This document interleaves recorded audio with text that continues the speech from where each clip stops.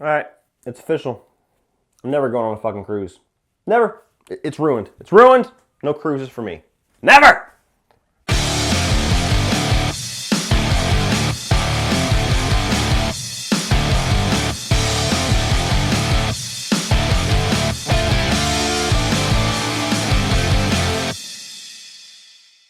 So the Poseidon Adventure tells the story of a gigantic cruise ship that is capsized by a massive tidal wave, and the banding survivors come together to survive this tragedy and escape this hell that is the Poseidon. Alright people, welcome back to another patron requested review. This one is requested by my good friend Nick Pusha, been a long-time viewer of mine, long-time friend on Killer Flicks, and long-time dedicated patron.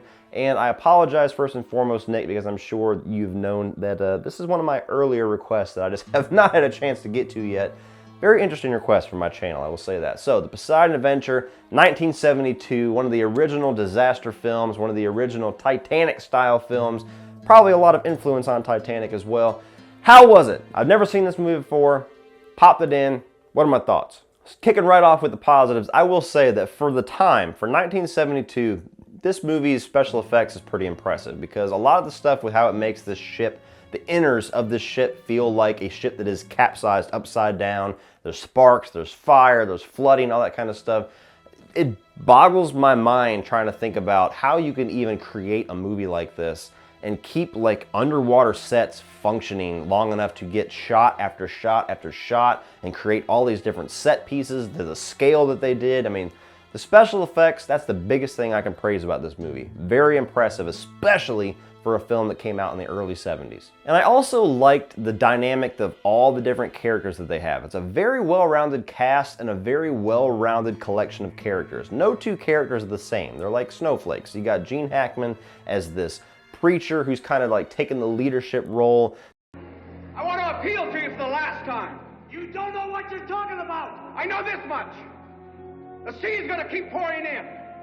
We're going to keep settling deeper and deeper. We may even go under before we get up to the bottom to cut our way out. But it's something to try. It's a chance. We might make it. If you stay here, you'll certainly die. We are staying with the Mercer. Ernest Borgnine is kind of the other guy trying to take the leadership role, but he's more of a dick about it. You got Leslie Nielsen playing the captain of the damn ship, which I was waiting impatiently for him to crack a joke because I've only known him as the Naked Gun guy. But he's playing a serious role, so I don't know. Tell me, school me, Wikipedia me. Did Leslie Nielsen have a serious career before he turned into the spoof guy? I guess so. But seeing all these different characters interact, seeing them band together, butt heads, have different ideas about how to survive the situation, that makes for most of your drama in this movie. I mean, obviously the drama of the situation sucks, but when you get these battle of wills and you got people that won't listen to each other and you got people that's trying to have dick swinging contests all the time. I mean, that's what adds to all your tension and drama of just screaming at the television like, listen to him and shut up and get the fuck off of that cruise. Oh, speaking of characters, Jack Albertson is in this film. Am I to interpret this as Grandpa Joe, that lazy fuck from Willy Wonka and the Chocolate Factory, bullshitting for years like he can't get out of that damn bed and taking advantage of his daughter and his grandson, all of a sudden to have a trip to Willy Wonka and woo, I can walk again out of nowhere? You gonna tell me that selfish motherfucker jumped ship and got onto the Poseidon Adventure after everything that he just got his grandson? They unlocked Willy Wonka's factory and the family's gonna move in. He decided that was too good for him and now he's gonna go on a cruise ship with all that money? Really, Grandpa Joe? But beyond the special effects, beyond the characters, I will also say this movie does have some genuinely dramatic-filled moments. This is a tragedy above anything else. You know everybody that you like in the beginning of this movie is not going to make it out of this film alive, and the times whenever somebody has to sacrifice themselves or they make a bad decision or fate takes its toll on somebody and just wipes them out in the middle of nowhere and shocks everybody. When you have deaths in a movie like this, it's important for you to feel them. And you do feel them in the Poseidon Adventure. They're effective. They're sad. But moving on to my negatives. I'm not a fan of the disaster film genre. There's a couple of them that I like, but to be honest with you, it's just not my thing. You know, all the Roland Emmerich films, Titanic, Poseidon Adventure, the remake Poseidon, which Nick is a huge fan of. all of these movies, the disaster piece, they don't resonate with me. I don't know why. I know I'm a horror fan, so I like the darkness of film and the darkness of storylines and what can be more dark than tragedies like this, but I don't know. Big epic spectacles of tragedy movies, they don't do it for me. So right off the bat, this movie and its setup, it executed well, but it's just not my kind of movie.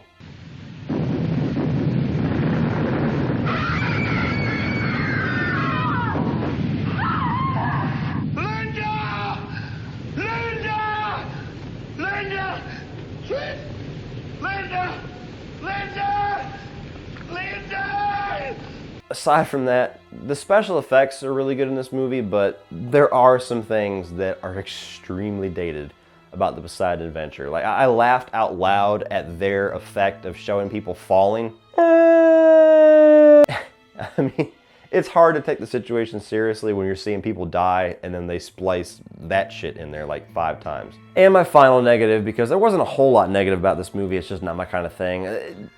Again, it's because of the times. There are some spots in this movie where it really bends reality a lot. The biggest one being, spoiler alert, if you don't want to see this movie eventually, don't listen to what I'm about to say, but the death of Gene Hackman, who is essentially your protagonist for this movie. Gets to a point where there's this blast of steam that's blocking them from salvation, and it's blowing hot steam onto this wheel that has to be turned to turn the steam off. So you're fucked, right? No, Gene Hackman just jumps onto it, yells at God, and holds onto this scalding hot steel for like 90 seconds. How much more blood?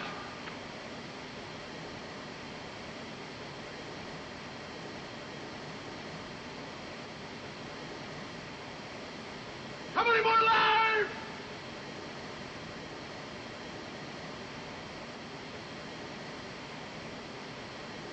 That wasn't enough.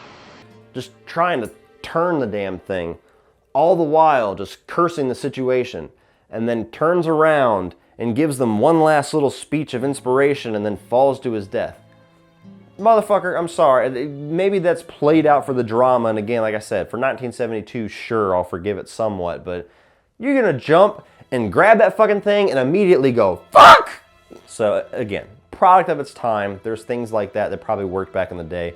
When you watch it now, just like The Falling, you can't help but laugh at it. I mean, it just doesn't age well. So all in all, guys, if you're a fan of this genre, if you're a fan of disaster movies, if you're a fan of like the capsized ship movies and everything, I do think you'll enjoy this. It's one of the first ones. It is a classic movie of the era. There is some really good acting. There's some good characters, good drama, awesome special effects for the time, but it's just not my kind of thing. It's not a movie that I'll ever probably rewatch. It's not my genre. It's not really something that's going to inspire me to check out other disaster movies. And there's some things that are dated about it with The Falling and some of the aspects of bending reality that just, it's laughable for me to get through. I can't take it seriously. So I enjoyed checking this movie out, but it's not necessarily a movie I'm gonna go run to the hills and tell everybody to go check out right away. So if you're a fan of the genre, you could check this thing out. You probably enjoy it. But as far as my recommendation, I would say save your money. If you're interested in it, be patient and check it out on Netflix. So what do you guys think of the Poseidon Adventure? Are you a fan of this classic 1972 disaster film? Are you a fan of disaster films in general? Do you laugh at some of the spots that I'm talking about, or do you find it just something that I should be able to kind of wipe my eyes and just view the movie through 1972 goggles? Tell me down below. If I'm being a dick, I'm being a dick. Tell me in the video description below as well. Actually, don't tell me. Click in the video description as well for social media links, Facebook, Instagram, Twitter, Spreadshirt for Cody Leach merchandise, and my Patreon page so you can join in with Nick on the fun of choosing requested reviews, as well as getting access to Blu-ray digital copy codes every single week. Please like, share this video, hit that subscribe button if you are not already a subscriber. And if you guys want to check out some more of my videos, you can check out a few more by clicking right over here.